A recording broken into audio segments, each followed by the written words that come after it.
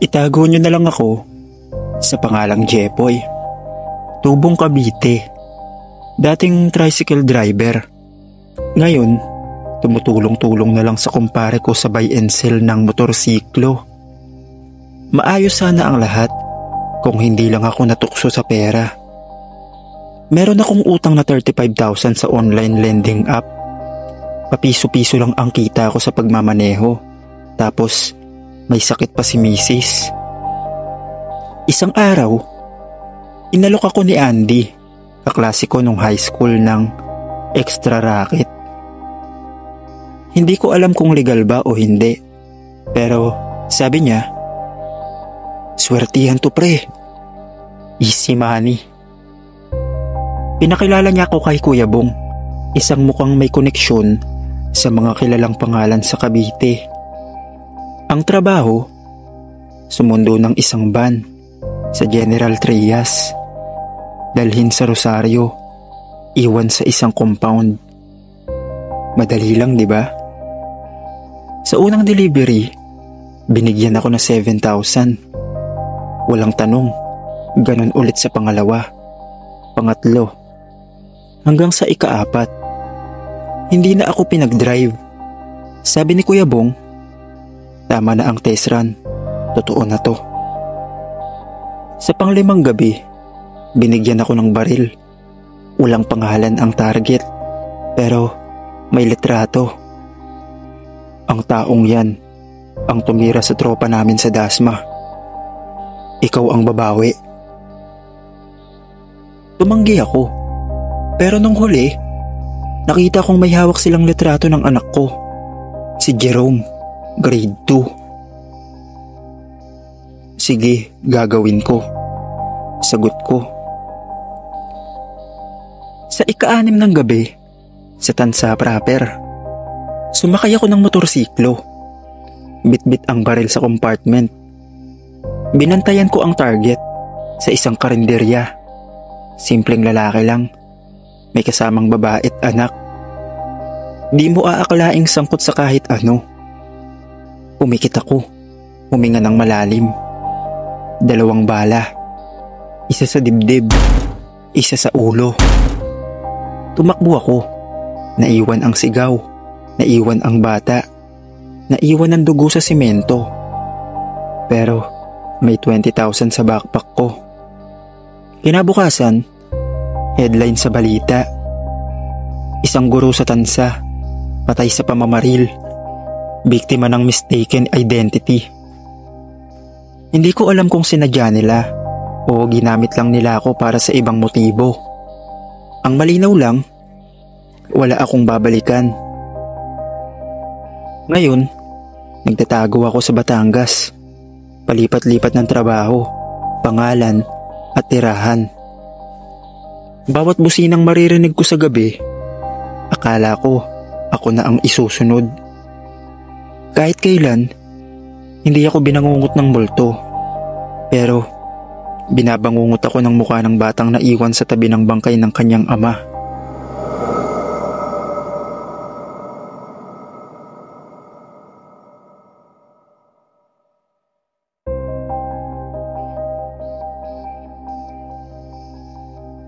Ako si Marvin. 32 na ako. Isang assistant manager sa isang bangko sa Dasmariñas. Wala akong kaaway. Maayos ang buhay ko. May asawa at isang anak. Normal ang takbo ng lahat.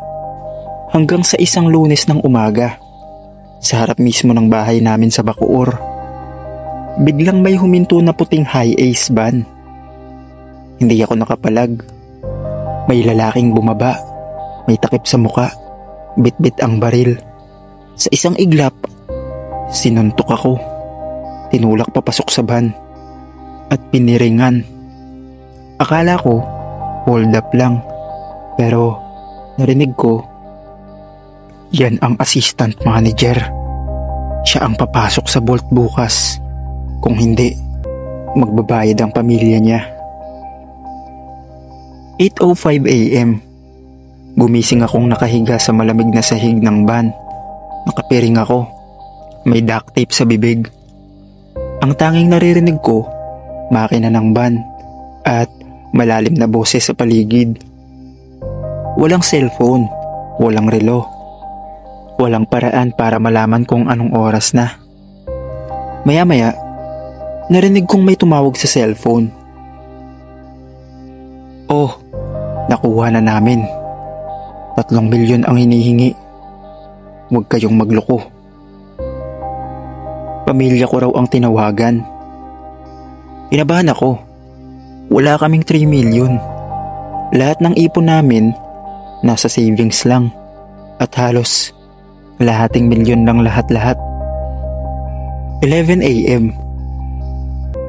Tumigil ang van. May bumaba. Naulinagan kong sinasabi, "Polis, masyadong maingay sa Bacoor. Lipat tayo sa Dasma." Nagpalit sila ng ruta. Ibig sabihin, nagmumove sila. Dahil natunugan nilang may gumagalaw para sa akin. Tumakbo ang oras. Lalo akong kinabahan. 3 p.m. Isa sa kanila, tinanggal ang piring ko. Pansamantala para pakainin ng biskwit. Nakita ko ang lalaki. May tattoo sa liig. Isang kilalang gang sa Cavite. Alam kong hindi ito basta-basta. Isa itong kidnap o ransom group at kadalasan hindi nila pinapalaya ng buhay ang target kapag walang bayad. 6 p.m.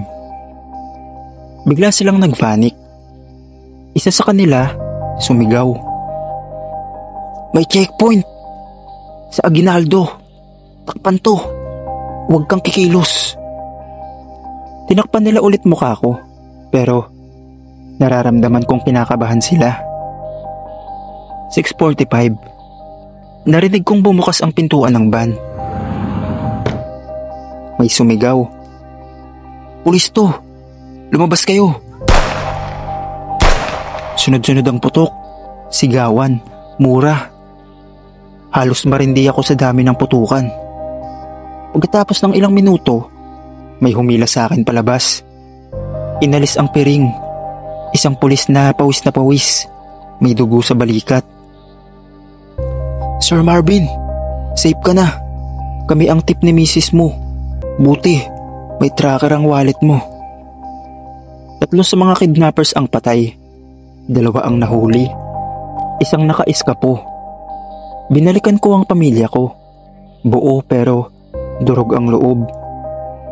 Simula noon, hindi na ako lumalabas ng bahay nang walang kasama. Lahat ng gamit ko may tracker. At ang anak ko, hindi ko na pinapayagan maglakad mag-isa. Hindi ko na kailangan ng multo para matakot.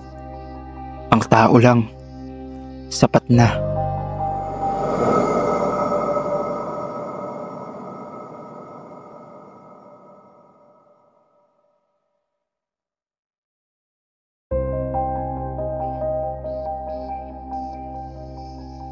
Ako si Lian, 28. Nagtatrabaho bilang finance officer sa isang maliit pero kilalang construction supply sa Molino. Wala akong masyadong bisyo at di ako mahilig sa luho, pero alam kong may kaunti akong ipon sa bangko. Araw ng sweldo, Biyernes. Palabas na ako ng opisina, mga 6:45 ng gabi. Habang inaayos ko ang motor ko sa parking area sa likod ng building, may dumaan na SUV. Akala ko customer. Pagharap ko, may tumutok na baril. Piniringan ako at sa isang iglap, naramdaman kong tinulak ako papasok sa loob ng sasakyan. Walang salita, tahimik sa loob, maliban sa usapan sa cellphone.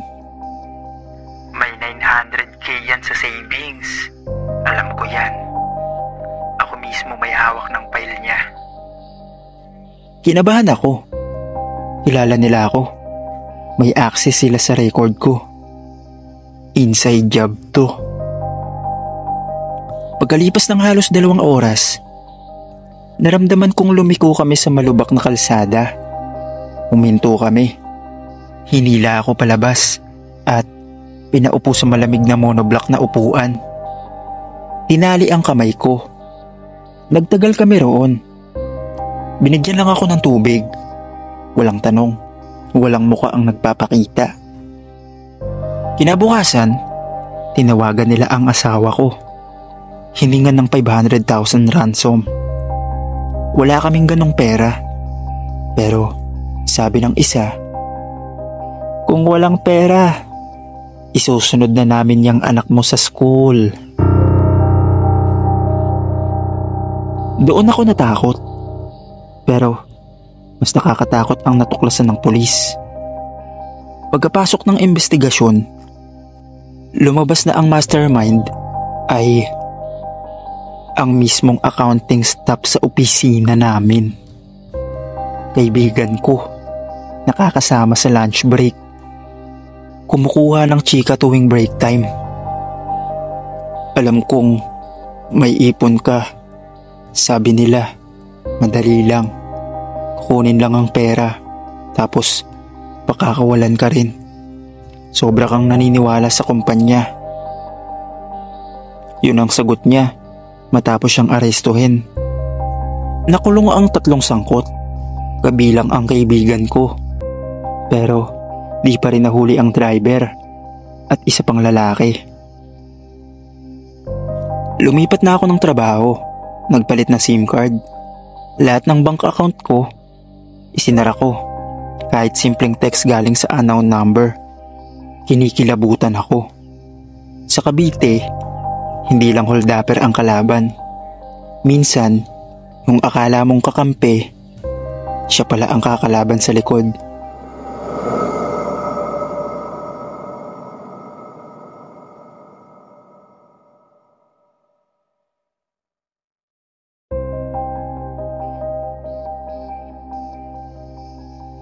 Tawagin niyo na lang akong SPO2 Mendoza. CIDG sa Cavite. 11 taon nang nasa serbisyo. Sanay na kami sa mga kaso ng karnaping, drugs. Pero nitong 1 linggo lang, may dumating na report na hindi ko makakalimutan. Isang babaeng empleyado sa Molino, si Lian, 28. Nawawala matapos umalis sa opisina. 3 araw na siyang missing. Walang demand sa pamilya. Hanggang sa nakatanggap kami ng tawag. Sir, may lalaki po sa barangay namin na nagyayabang. Nakakuha raw siya ng ransom kahit walang patay. Gabi ng Miyerkules, bumuo kami ng team. Walang masyadong detalye pero naglabas kami ng surveillance, tracing ng cellphone, at foot patrol sa posibleng hideout. Mga 2:10 ng madaling araw, Biyernes. Nakalapit kami sa isang abandonadong bahay sa tabi ng creek sa luma. May ilaw sa loob, mahina. Gamit ang thermal drone, nakita namin 3 lalaki, 1 babae, nakaupo at nakatali. Wala nang tanong, inanunsyo ko sa radyo. Code Red, go for breach. No unnecessary casualties. Biktima, priority. 2:15 AM. Putok ng flashbang. Sipol ng mga command. CIDG to. Luhod lahat. Huwag gagalaw. Isa ang tumakbo. Nadulas sa basang sahig. Tumama sa poste. Ang isa, nagtangkang tumutok ng baril. Pero na-traumatize ng team ko. Yung huli, sumuko habang umiiyak. Tinakbo ko ang babae. Duguan ang pulsuhan. Takot na takot, nanginginig. Ako si SPO2 Mendoza. Ligtas ka na. Tapos na to. Kinabukasan, headline sa radyo. Isang babae ang nailigtas sa kidnap po ransom group sa Cavite. CIDG, saludo sa inyo. Pero hindi yun ang mahalaga sa akin. Ang mahalaga, may isa kaming nailigtas na buhay. Sa interogasyon, umamin ang isa sa mga sospek na galing mismo sa opisina ng biktima ang impormasyon. May kasabwat, may nagbanta, pero sa CIDG, hindi lang kami basta umaaresto. Sinusundo namin ang buhay ng mga biktima.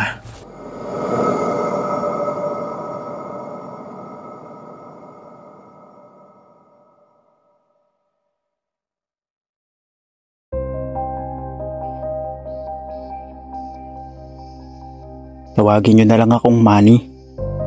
32 na ako at isang delivery rider sa Manila. Hindi ko talaga makakalimutan to. Gabi na nun. Siguro mga 11:30 PM. At papunta na ako sa huling delivery ko bago umuwi. Galing ako sa isang Chinese resto sa Makati. Yung drop-off address niya sa Bitas, Tondo. Medyo kilala ko na yung lugar. Medyo looban. Medyo madilim.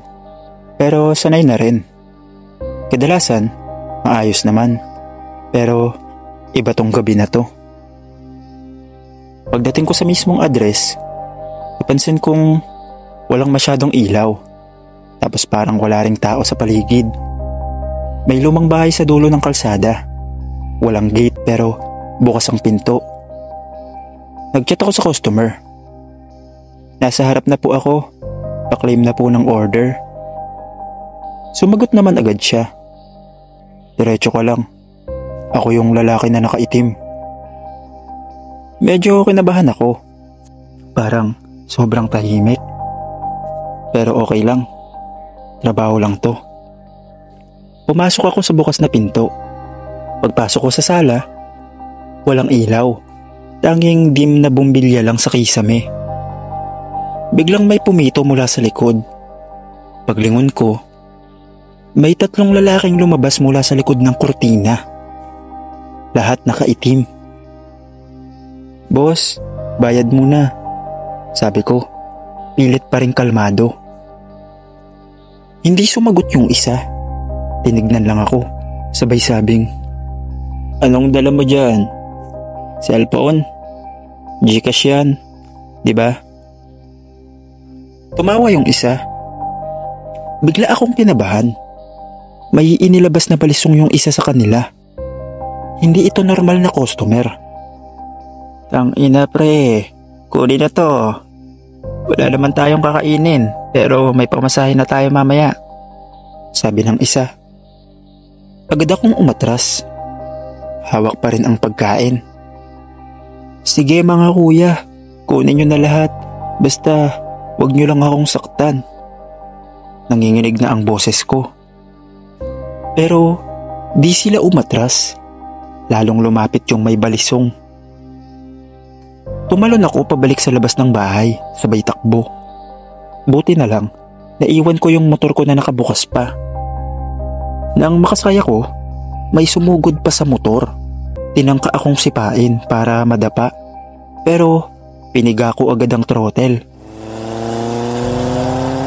Pagdating ko sa kanto, may nakita akong 2 barangay tanod.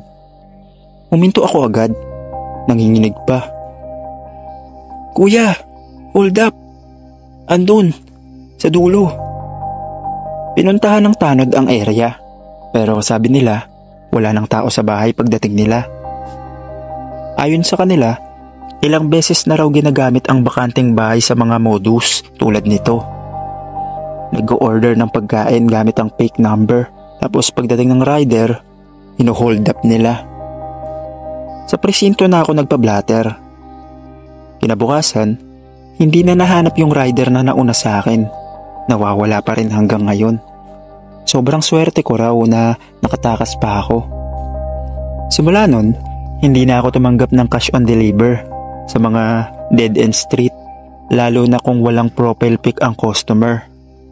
Minsan, hindi multo ang dapat katakutan. Dapat mas lalo kang matakot sa buhay kasi sila ang tunay na demonyo.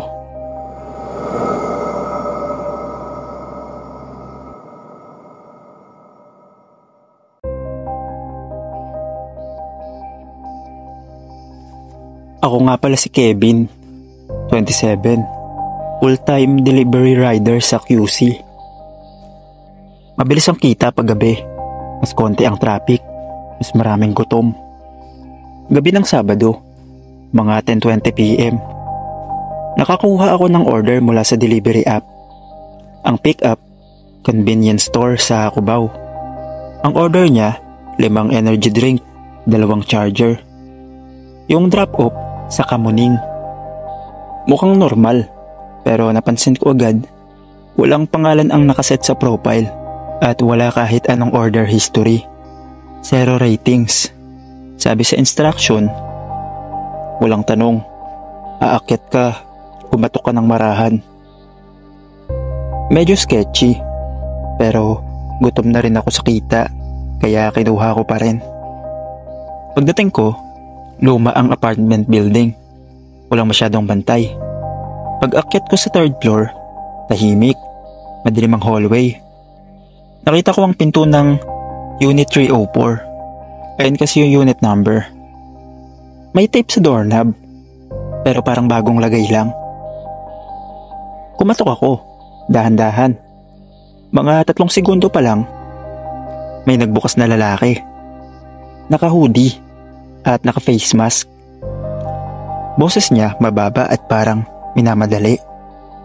Asan na yung order ko? Akin na. Inabot ko. Hawak niya ang phone niya, pero di siya tumitingin sa mata. Bigla niyang hinatak ang bag ko. Uy boss, si Odi to, sabi ko. Sabay sigaw niya, tangina mo, pasok sa loob. Bumunot siya ng baril. Nanigas ako.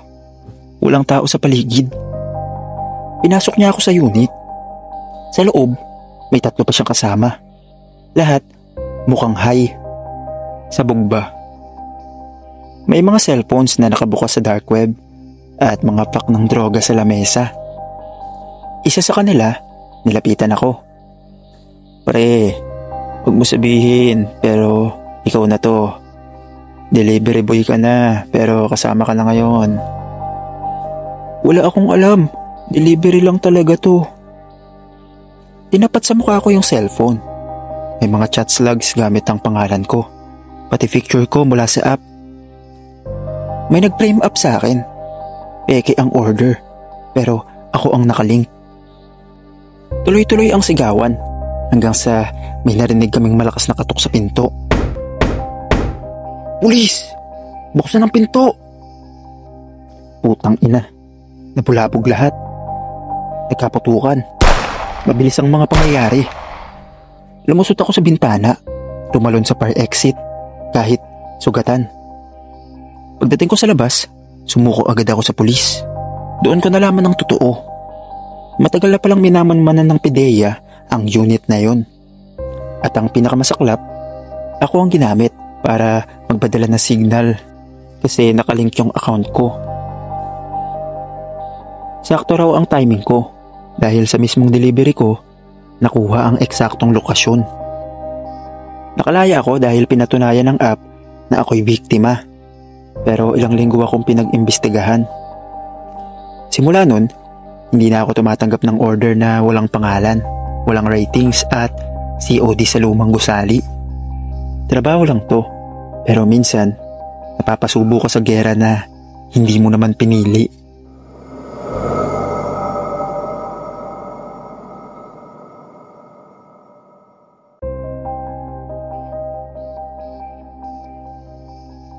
Itago nyo na lang ako sa pangalang Arnel. 30 years old, delivery rider sa Las Piñas. Akala ko, simpleng order lang. Gabi yun, bandang 9:30 PM. At pang-10 ko na itong order sa gabi. Order mula sa isang milk tea shop sa isang resort. Ang address, Unit 7A. Pagdating ko sa lobby, sira ang intercom. Pinapasok ako ng guard dahil sabi ng customer, expected na daw ako. Pag-akyat ko, tahimik ang buong floor. Walang tunog, walang ilaw mula sa ibang unit. Bago ako makalapit sa 7A, Bumukas ang pinto. Isang babae ang sumilip, mga nasa 20s, naka-jacket. Nanginginig ang kamay. Pasok ka, bilis. Nag-alangan ako. Ma'am, delivery lang po ako. Please, kunyari ka lang, kunin mo lang ang resibo sa loob. Pabulong niyang sabi. Pumasok ako. At doon ko nakita ang totoo. May lalaking nakaitim, may hawak na baril. Nakatutok sa matandang lalaki na nakagapo sa upuan. May sugat sa sentido. Sa sahig, nakakalat ang mga gamit. Parang sinira ang buong unit. Halatang may away. Pinagpawisan ako agad. Yung babae, tinapik ako ng marahan. Huwag kang kikilos, may plano ako. Yung lalaking armado, akala delivery lang talaga ako. Sinigawan pa ako. Ilagay mo dyan yang inumin. Tumigil ka sa kakatingin. Nagpanggap akong tanga. Naglakad ako papunta sa mesa. Pero naisip ko, naka-unlock ang cellphone ng babae sa sahig. Nakadial sa 999. Habang nilalapag ko ang drinks, sinipa ko ng marahan yung phone papunta sa kanya. Kinuha niya ng palihim. Biglang bumaling sa kanya yung lalaki. Anong hawak mo? Isang putok. Pero di tinamaan. Sumigaw ang babae. Tumakbo ka. Tumakbo ako palabas ng unit. Halos madapa pa. Sinigawan ko ang guard. May armas. May baril sa 7A. Hostage situation. Tumawag agad ng backup. Pagdating ng SWAT, natapos din ang lahat. Nalaman ko na yung lalaking armado ay ex-boyfriend ng babae. Dati raw sundalo at sinugod ang bahay para makipagbalikan sa babae. Yung matanda, tatay ng babae. Tinuring akong bayani dahil kung hindi ako dumating, baka patay na silang dalawa. Pero ako, ayoko nang bumalik sa mga kondo-kondo, lalo na kung may Unit 7A.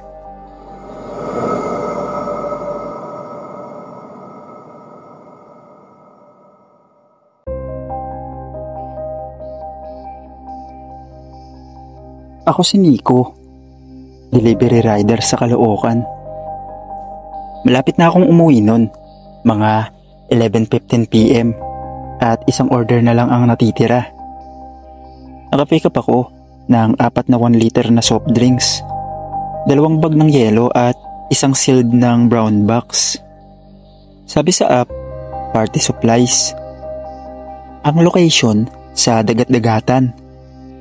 Ang nakalagay sa instruction, ilagay mo lang sa gate. Huwag ka nang kumatok. Pag may lumapit, siya na yun. COD. Weird, pero sanay na ako sa mga ganyan. Akala ko trip-trip lang ng mga lasing o kabataan. Gabi. Party. Sige lang. Pagdating ko sa location, medyo looban na. Masikip. Puro tagpi-tagbing bahay. Tahimik, pero may ilang ilaw sa paligid. May naririnig akong mahinang tugtog mula sa isang bahay sa dulo. Mukhang may inuman nga. Pero kakaiba. Lahat ng tao sa paligid nakasilip lang. Walang kumikibo. Parang may hinihintay. Pagpasok ko pa lang sa mismong gate na tinutukoy sa address, biglang sumigaw ang mga tao. Raid! Raid yan! Sumulpot ang mga pulis. May NBI pa raw. May mga armado. May sumisigaw ng, tumiklop kayo! Walang gagalaw! Napatigil ako. Ako lang ang nakatayo sa harap ng gate. Hawak ang soft drinks at yung brown na box. Sinalubong ako ng 3 pulis. Tinulak ako sa pader. Anong laman yan? Sir, delivery lang po to. Delivery lang. Food up po oh. Nanginginig na ako at pinakita ko ang cellphone ko. Binuksan nila yung box pero hindi party supply ang laman. Puro sachet ng shabu. Tinatayang 1.2 million daw ang halaga. Walang preno ang sigaw ng mga pulis. Isang move mo lang. Ikaw, kasama ka sa kaso. Wala nagtangkang sumalubong sa delivery ko. Palpak ang plano ng mga nasa loob. Dahil sa mismong oras na dumating ako, sinalubong ko nang di ko alam ang isang operasyon. Inimbestigahan ako. Mabuti na lang at napatunayang na-set up lang ako gamit ang fake account. Nang pinasilip nila sa akin ng app logs, hack pala ang account na ginamit ko. Same number pero ibang pangalan at picture. Ginamit nila ako para pumasok ang droga ng walang kahinahinala. Mukha lang kasi akong pagod na delivery boy. Sabi ng isang pulis, alam mo bang kung nahuli kang may galaw, kahit walang alam, bagsak ka agad. Tumangaw lang ako, nanginginig pa rin. Simula noon, ayoko nang tumanggap ng mga item na sealed boxes, lalo na paggabi. Wala akong pake kung 5-star tip yan. Buhay ko ang kapalit eh. Hanggang dito na lang. Salamat sa pagbabasa ng kwento ko, Sir Dave.